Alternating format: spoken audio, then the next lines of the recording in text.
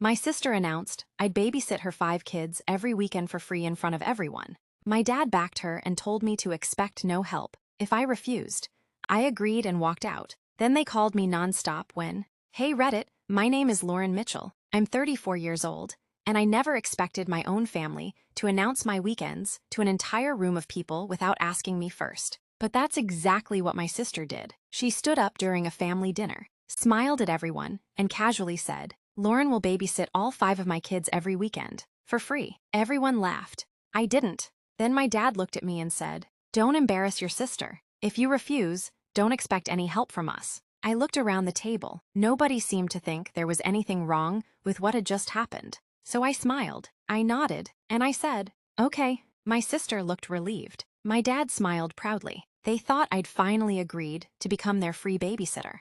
What they didn't know was what I planned to do next. I grew up with my older sister Megan. She had always been the loud one. I was quieter. Megan got married young and eventually had 5 children. I loved my nieces and nephews. I really did. But loving them didn't mean I wanted to raise them every weekend. I had my own life. I worked as a project coordinator for a medical company. My weekends were usually the only time I had to myself. I went hiking, visited friends, worked on my photography. Sometimes I simply stayed home and enjoyed the silence. My sister never understood that. Whenever she needed someone to watch the kids, she called me. At first I helped. One Saturday became another, then another. Eventually, she stopped asking. She started assuming. It usually sounded like this: "Lauren, can you take the kids Saturday?" I'd say, "I already have plans." She'd respond, "Can't you cancel?" Sometimes I did. Then she'd ask again the following weekend. I started realizing something. My family didn't see me as someone helping occasionally. They saw me as the person responsible for solving Megan's childcare problems.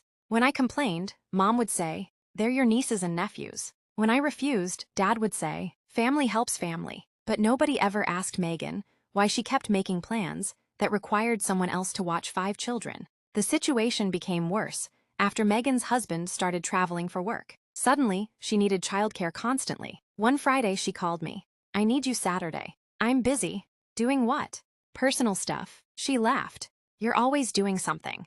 "I have plans. You can move them." "No, I can't." She became irritated. "You don't have kids. What could possibly be more important?" I stared at the phone. That sentence told me everything. Because apparently, my time wasn't valuable, simply because I didn't have children. I said, "I'm sorry, Megan, I can't." She hung up. I thought that would be the end of it. It wasn't. The following Sunday, Mom invited everyone to dinner. I almost didn't go. But I knew if I avoided every family gathering because of Megan, I'd eventually become the villain. So I went. Megan arrived with all 5 kids. They were running through the house before dinner even started. I helped settle them down. Then we sat at the table. Halfway through dinner, Megan suddenly smiled. "I have an announcement." I looked at her. She pointed toward me. "Lauren has agreed to babysit the kids every weekend." I froze. "What?" She laughed. "See?" She said yes. Everyone looked at me. Dad nodded. "Good, it's about time." I stared at my sister. "I didn't say that." Megan shrugged. "You just did." "No, I said I couldn't do this weekend." She waved her hand. "Same thing." Mom smiled. "Lauren, it would mean so much to your sister." I looked around the table. This wasn't a request. They had already made the decision. Then Dad leaned back in his chair. "If you refuse, don't expect us to help you when you need something." I looked at him. "Help me with what?" "Anything." I almost laughed. I couldn't remember the last time I'd asked them for help. But I understood the message. They wanted me to feel guilty. They wanted me to believe that refusing to babysit meant I wasn't part of the family. So I smiled. "Okay." Megan smiled. "Thank you." Dad nodded. "See, that wasn't difficult." I took another sip of water. Nobody noticed that I had already made my decision. After dinner, Megan followed me into the hallway. "I knew you'd come around." I looked at her. "How many hours?" "Saturday morning until Sunday evening." I stared at her. "Every weekend?" "Yes. For free." She laughed. "You're their aunt?" I nodded. "Right." She smiled. "And don't worry, the kids know you." I almost laughed. 5 children, nearly 36 hours, every weekend, for free, and somehow, I was supposed to be grateful for the opportunity. I didn't argue. I simply said, "Okay." Then I walked away. The next morning, I woke up early. I packed a small suitcase, my laptop, some clothes, my camera, my passport, and a few other things. I didn't tell anyone where I was going. I drove to the airport. By noon, I was on a flight to another state. I'd been considering a transfer at work for months. I had never seriously considered accepting it. Until that dinner. Now I did. When I landed, I called my manager. "I'll take the position." She sounded surprised. "Are you sure?" "Absolutely." The new office was 6 hours away from my family. I found a small apartment, signed the lease, and by Monday morning, I had officially moved. I didn't announce it. I didn't ask permission. I simply stopped being available. That weekend, my phone started exploding. Megan called. I didn't answer. Mom called. I didn't answer. Dad called. I didn't answer. Then the messages started. "Where are you? The kids are ready. You said you'd babysit." I smiled at the screen. I hadn't promised them anything.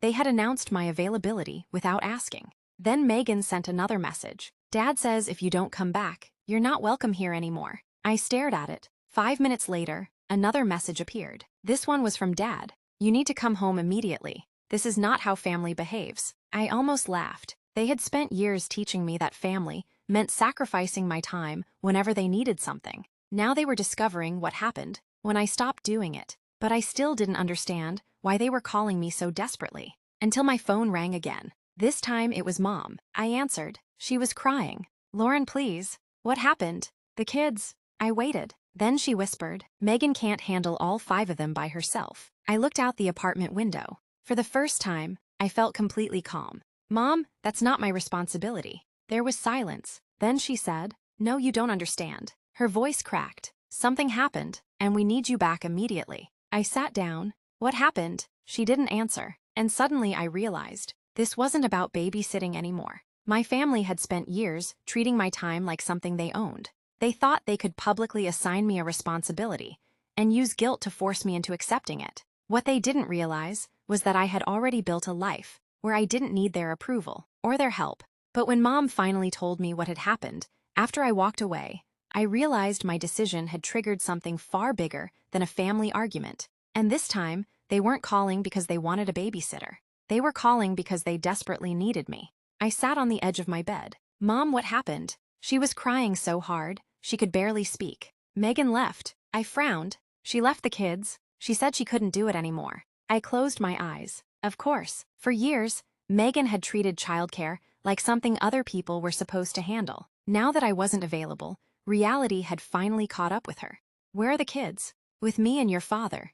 "Then you have them." "We can't handle 5 children, Lauren." I almost laughed. "Neither can I." "But you promised." "No, Mom, Megan announced it. I never agreed." She became quiet. Then she whispered, "Your father is furious." I smiled sadly. For once, that's not my problem. The next morning, Dad called. I answered, "You need to come home." "No, this is serious." "I know, you abandoned your sister." I took a breath. She abandoned her responsibilities. He became angry. "Those are your nieces and nephews. And I love them." "Then act like it." "I can love them without raising them." Silence. Then Dad said, "We're your parents. You don't treat us this way." I looked around my new apartment. "You told me not to expect your help if I refused to babysit." He didn't answer. "So I'm simply respecting the boundary you gave me." He hung up.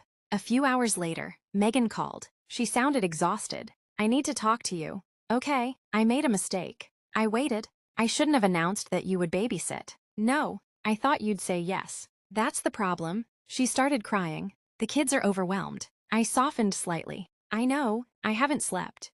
"I understand. Can you come back?" I shook my head. "I can't." "Why?" "Because I finally realized something." "What?" "My life matters too." She was quiet. Then she whispered, "I never thought about it that way." "I know, I didn't abandon the children. I arranged something else." I contacted a licensed childcare service and found a temporary weekend program near my parents' home. I paid the initial fee myself, not because I owed Megan, because the children didn't deserve to suffer, because the adults had made bad decisions. Megan eventually found a more permanent arrangement. She also had to change her work schedule. For the first time, she was responsible for planning her own childcare. It wasn't easy, but she managed, and slowly, something changed between us. A few months later, Megan called me again.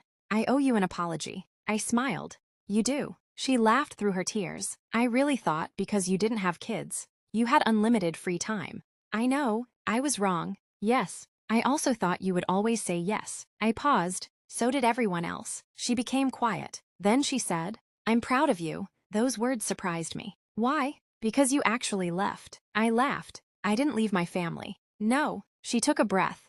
You left the version of our family where everyone expected you to sacrifice yourself. That hit me harder than I expected. My parents were slower to accept the change. Dad didn't speak to me for several weeks. Mom kept sending messages. Eventually, I agreed to visit. When I walked into their house, Dad was sitting in the living room. He looked at me. You really moved? Yes. You didn't even tell us. You didn't ask. He looked away. Then he said, I thought you were bluffing. I smiled. I wasn't. He sighed. We shouldn't have treated you like that. I sat down. No, you shouldn't have. He looked at me. I thought family was supposed to help each other. It is. Then why did you refuse? I answered calmly. Because helping is something you offer. It isn't something you demand. Dad was quiet. For once, he didn't argue. Over time, our relationship became different. I still visited. I still loved my nieces and nephews. But I stopped being the automatic babysitter. If Megan needed help, she asked. If I could help, I did. If I couldn't, she accepted it. That simple change made our relationship healthier. My parents eventually learned the same lesson. They stopped using guilt. They stopped threatening to withdraw their support. And I stopped feeling guilty for protecting my time. Epilogue.